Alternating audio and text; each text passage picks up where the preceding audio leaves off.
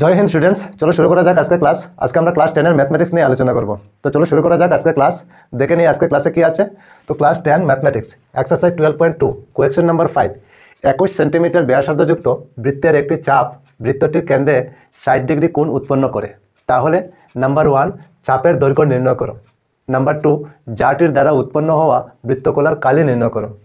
তারপর নাম্বার 3 উক্ত জাটির দ্বারা সৃষ্ট বৃত্তাংশের কালি নির্ণয় করো।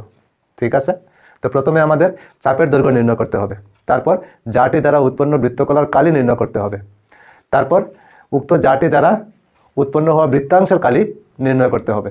ঠিক আছে, তো তিনটা কোয়েশ্চনের আনসার আমাদের বের করতে হবে। ঠিক আছে, আর ওইখানে বলা হয়েছে কি 21 সেন্টিমিটার ব্যাসার্ধযুক্ত একটি বৃত্ত। তো চলো একটা বৃত্ত আমরা অঙ্কন করে নিই, আমাদের বুঝতে সুবিধা হবে। চলো, তো মনে করো 21 সেন্টিমিটার বিশিষ্ট একটা বৃত্ত, এইভাবে মনে করো। মনে করো ওইটা একটা বৃত্ত। ঠিক আছে, বৃত্ত, ওই বৃত্তটার ব্যাসার্ধ হলো 21 সেন্টিমিটার। ওইখানে কেন্দ্র হবে, কেন্দ্র থেকে বৃত্তের ব্যাসার্ধ কত হবে? 21 সেন্টিমিটার। মনে করো ওইটা 21 সেন্টিমিটার। ঠিক আছে, 21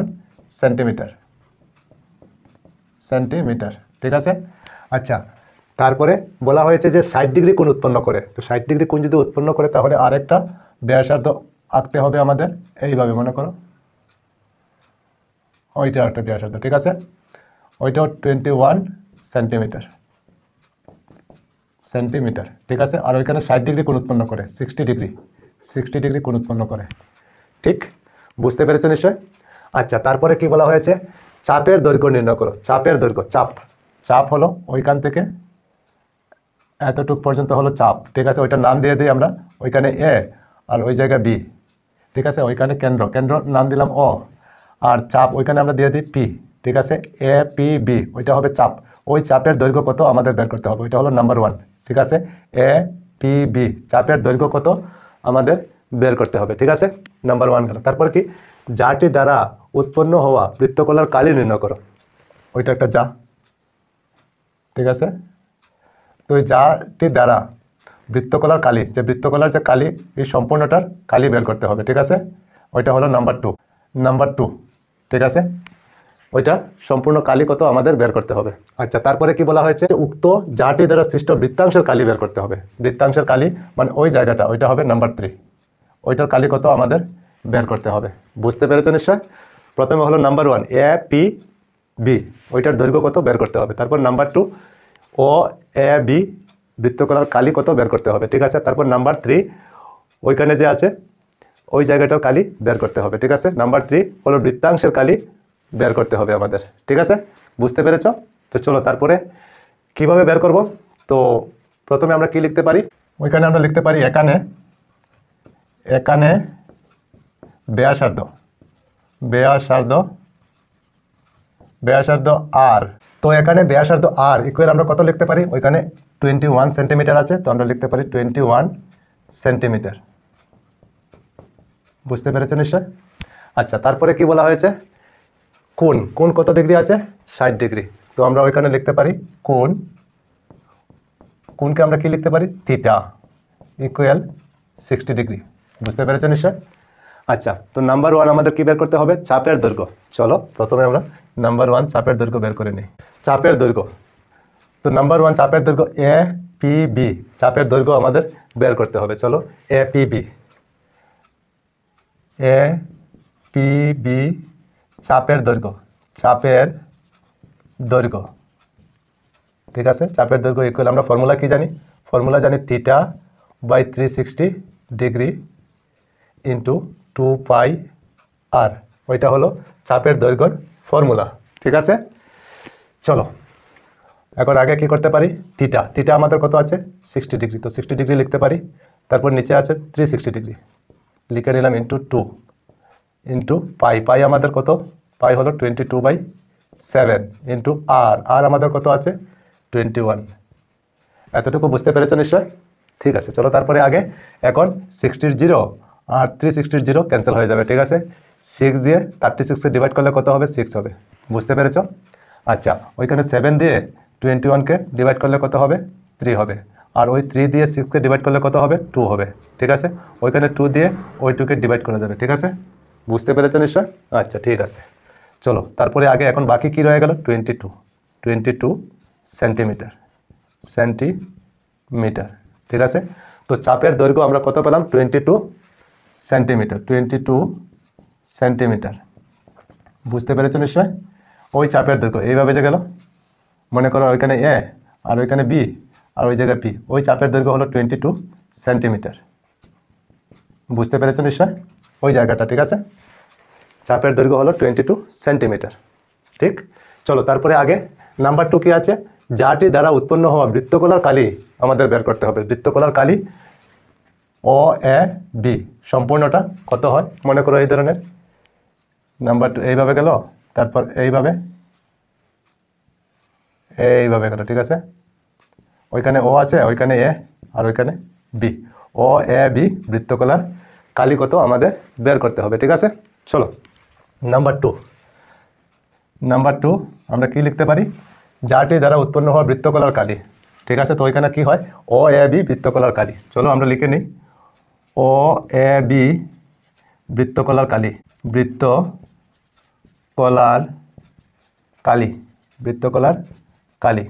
তো বৃত্তকলার কালির ফর্মুলা আমরা কি জানি, আমরা ফর্মুলা জানি θ/360 ইন্টু পাই আর স্কোয়ার, এই ফর্মুলা হলো বৃত্তকলার কালি, ঠিক আছে। আর θ/360 ইন্টু 2 πr হলো চাপের দৈর্ঘ্য, ঠিক আছে। চলো তারপরে আগে এখন থিটা আমাদের কত আছে 60°, তো 60° লিখতে পারি, তারপর নিচে 360°। বুঝতে পেরেছো? ইন্টু দিয়ে পাই আমরা কত জানি 22/7 ইন্টু আর আমাদের কত আছে 21, তো 21 লিখতে পারি, আর ওইখানে স্কোয়ার আছে তো স্কোয়ার দিতে পারি। এতটুকু বুঝতে পেরেছো নিশ্চয়? ঠিক আছে, চলো তারপরে আগে এখন 60 উপরে লিখে নেব আর নিচে 360, ঠিক আছে। ইন্টু দিয়ে 22 উপরে নিচে 7, আবার ইন্টু দিয়ে 21 হোল স্কোয়ার, তার মানে 21 দুইবার লিখতে পারি, 21 ইন্টু 21। এতটুকু বুঝতে পেরেছো নিশ্চয়? আচ্ছা চলো তারপরে আগে এখন 60 আর 360 ক্যান্সেল হবে, 60 আর 360 ক্যান্সেল হয়ে যাবে, ঠিক আছে। এখন 6 দিয়ে 36কে ডিভাইড করলে কত হবে 6 হবে। বুঝতে পেরেছো নিশ্চয়? আর ওইখানে 7 দিয়ে 21কে ডিভাইড করলে কত হবে 3, আর ওই 3 দিয়ে 6কে ডিভাইড করলে কত হবে 2, আর ওই 2 দিয়ে 22কে ডিভাইড করলে কত হবে 11। বুঝতে পেরেছো নিশ্চয়? চলো তারপরে আগে এখন বাকি কী রয়ে গেল, ওইখানে 11 ইন্টু ওইখানে কত 21। বুঝতে পেরেছো নিশ্চয়? আচ্ছা এখন 11 আর 21 ইন্টু করলে কত হবে 21 আর 21, 132 ইন্টু করলে কত হয় 231। তো ও এ বি বৃত্তকলার কালি আমরা কত পেয়েছি 231 সেন্টিমিটার স্কোয়ার। বুঝতে পেরেছো নিশ্চয়? ওইটা একটা আনসার, ঠিক। আর ওইখানে একটা আনসার পেলাম। বুঝতে পেরেছো? দুইটা আনসার আমরা পেয়ে গেলাম, ঠিক। তো ওই বৃত্তকলার কালি আমরা কত পেলাম 231 সেন্টিমিটার স্কোয়ার, মানে ওই বৃত্তকলার কালি আমরা কত পেলাম 231 সেন্টিমিটার স্কোয়ার, ঠিক আছে। বুঝতে পেরেছো নিশ্চয়? তো দুইটা আমরা পেয়ে গেলাম, বাকি রয়ে গেল কি নাম্বার 3 বৃত্তাংশের কালি। উক্ত যাটি দ্বারা সৃষ্ট বৃত্তাংশের কালি নির্ণয় করো, ঠিক আছে। তো এখন নাম্বার 3 ওই জায়গাটা কালি কত আমাদের বের করতে হবে, ঠিক আছে। তো ওই জায়গাটা কালি বের করতে হলে প্রথমে আমাদের এই ত্রিভুজটার কালি বের করতে হবে। ওই বৃত্তকলা থেকে ত্রিভুজটার কালি যদি বাদ দিয়ে দিই তাহলে ওই বৃত্তাংশের কালি আমরা পেয়ে যাব, ঠিক কিনা। তো এখন আমাদের ওই ও এ বি ত্রিভুজের কালি বের করতে হবে আমাদের, ঠিক আছে। চলো তো ও এ বি ত্রিভুজের কালি আমরা বের করে নেই। চলো ও এ বি মনে করো এইভাবে, তারপর এইভাবে হলো, ঠিক আছে। ওইখানে ও, ওইখানে এ আর ওই জায়গায় বি, ঠিক আছে। ওইখানে হলো 60°। বুঝতে পেরেছো? ওই ত্রিভুজটার কালি কত আমাদের বের করতে হবে। চলো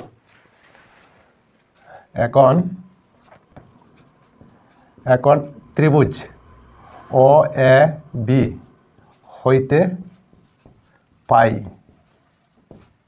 ঠিক আছে। ও এ বি হইতে আমরা কি পাই, ও এ বি ওই ত্রিভুজ হইতে আমরা ও এ সমান ও বি লিখতে পারি।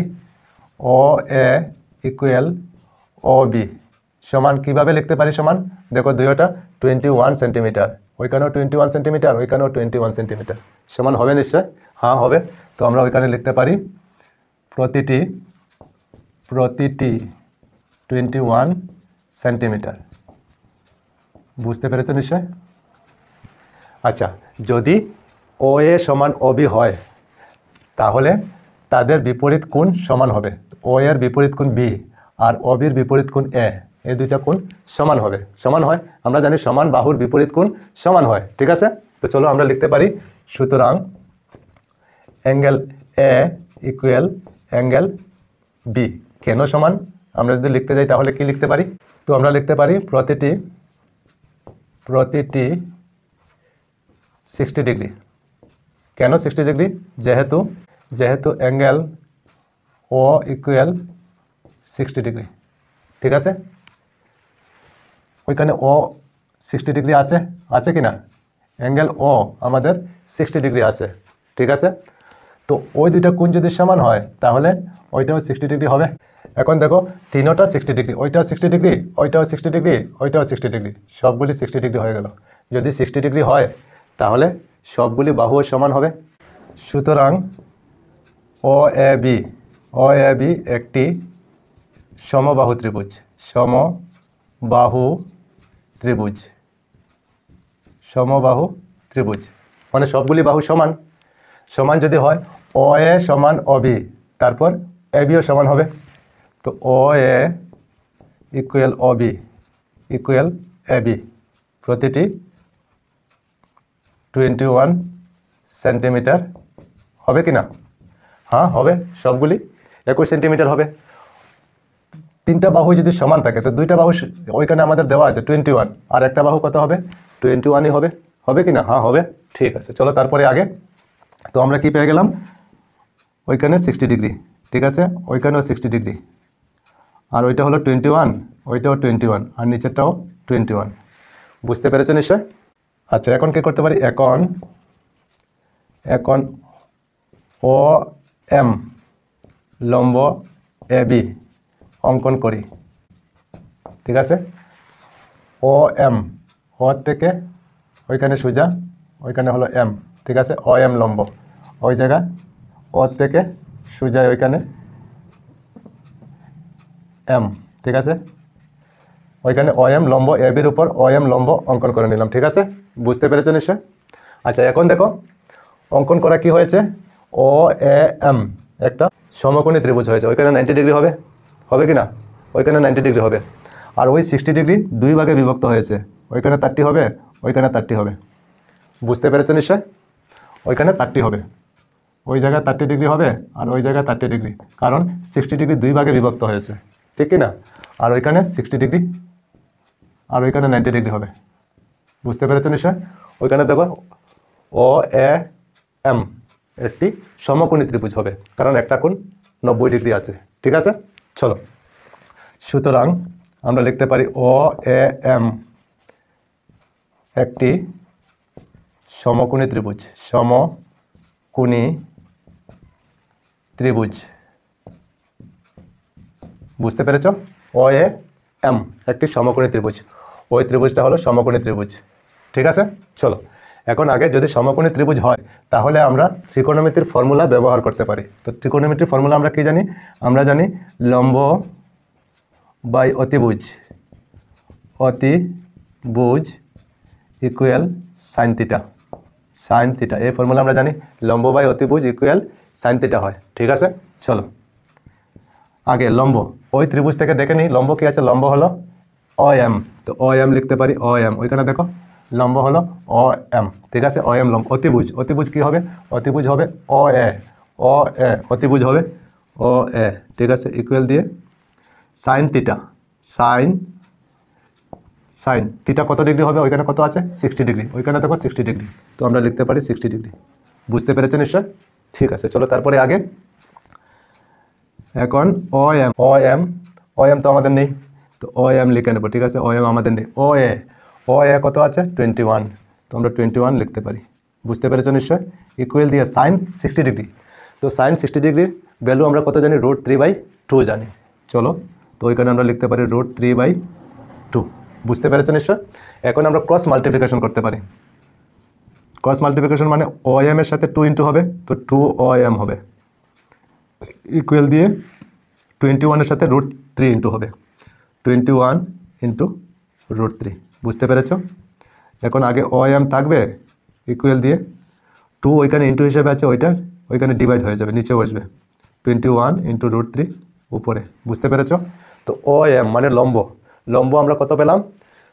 21 ইন্টু √3/2। ঠিক আছে, ওই ও এম এর ভ্যালু আমরা কত পেলাম? 21 ইন্টু √3/2। ঠিক আছে, আচ্ছা এখন আমরা ওই ত্রিভুজের কালি বের করতে পারি। লম্ব পেয়ে গেছি আর ভূমি আছে ওইখানে। ঠিক আছে, ও এম আমরা পেয়ে গেলাম। ঠিক আছে, আর ভূমিও আমাদের আছে। ভূমি হলো 21 সেন্টিমিটার আর লম্ব হলো 21 ইন্টু √3/2 সেন্টিমিটার। ঠিক আছে, তো এখন আমরা ও এ বি ত্রিভুজের কালি বের করতে পারি। সুতরাং ত্রিভুজ ও এ বি এর কালি ইকুয়াল আমরা কি জানি? কালির ফর্মুলা হলো হাফ ইন্টু ভূমি ইন্টু উন্নতি বা উচ্চতা।